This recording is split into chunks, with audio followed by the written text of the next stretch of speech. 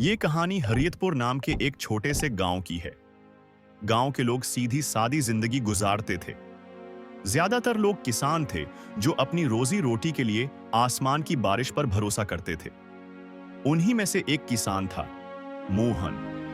मोहन निहायत मेहनती और ईमानदार इंसान था, मगर वो हमेशा अपनी किस्मत को कोसता रहता था। मैं जितनी मेहनत करता हूँ कभी भी नतीजा वैसा नहीं मिलता। या तो बारिश सब कुछ बहा ले जाती है या कहत सब जला देता है। एक दिन सुबह सवेरे वो हमेशा की तरह अपने खेत जा पहुंचा। चारों तरफ सन्नाटा था। अजीब बात है, आज कोई और किसान नहीं आया। खैर, मैं क्यों रखूं? कम इज कम अपना काम तो कर सकता हूं। ये सोचकर वो कदाल संभालकर खेत में लग गया। सूरज चढ़ता गया, दोपहर हो गई, मगर मोहन काम में इतना गम था कि वक्त का पता ही न चला। थोड़ी देर बाद उसकी बीवी रेता खाना लेकर आ पहुंची। सुनिए, आकर खाना खा लीजिए, दोपहर ढलने को है। अरे, वक्त कैसे गुजर गया। चलो, अब तुम आ गई हो तो खा लेते हैं। दोनों दरख्त के नीचे बैठ गए। आज कुछ परेशान लग रहे हैं। परेशान क्यों ना हूं? मैं दिन रात मेहनत करता हूं, मगर किस्मत साथ नहीं देती। हर बार कोई ना कोई मुसीबत आ जाती है। कभी कभार किस्मत को वक्त चाहिए होता है। आप मेहनत करते रहिए, एक दिन जरूर नसीब बदल जाएगा। खाना खाने के बाद मोहन फिर से काम में लग गया। कुछ देर बाद उसका हमसाया वजह आया। मोहन भाई, आज तो सुबह ही से खेत में लगे हो।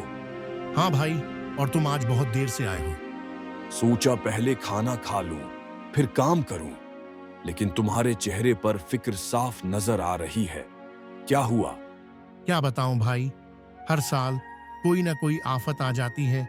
पिछले साल सीलाब, इससे पिछले साल कहत, और अब जब सब ठीक है तो मंडी में अनाज के दाम गिर गए। भाई, किस्मत को कोसने से कुछ नहीं होता, कुछ नया सोचना होगा। आओ शाम को मेरे साथ घर चलो, तुम्हें कुछ दिखाता हूं। शाम ढाली दोनों घर पहुंचे। घर देखकर मोहन हैरान रह गया। बड़ा सा आंगन, कीमती सामान। तुम तो अमीर आदमी बन गए हो, ये सब कैसे हुआ? ये सब उन चावलों की बदौलत है।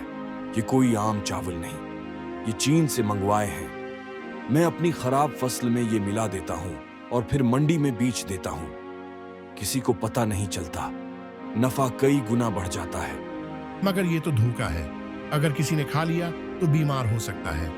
हमें क्या, जब हम भूखे रहते हैं तो कोई हमारा हाल पूछता है।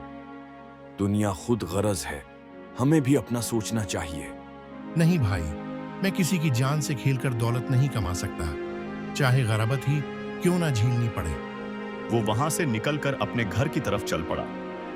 रास्ते में बोझल था, एक दरख्त के नीचे बैठ गया। इसी वक्त एक बुजुर्ग फकीर भूनाथ बाबा वहां से गुजरे।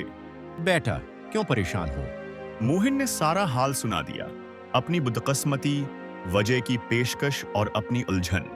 बेटा, तुमने जो रास्ता नहीं चुना वही तुम्हारी सबसे बड़ी कामयाबी है।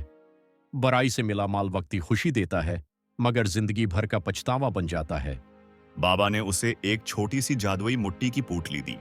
ये अपने खेत में छिड़क देना, और जब मट्टी कम हो जाए तो अपनी जमीन की थोड़ी मिट्टी उसमें डाल देना।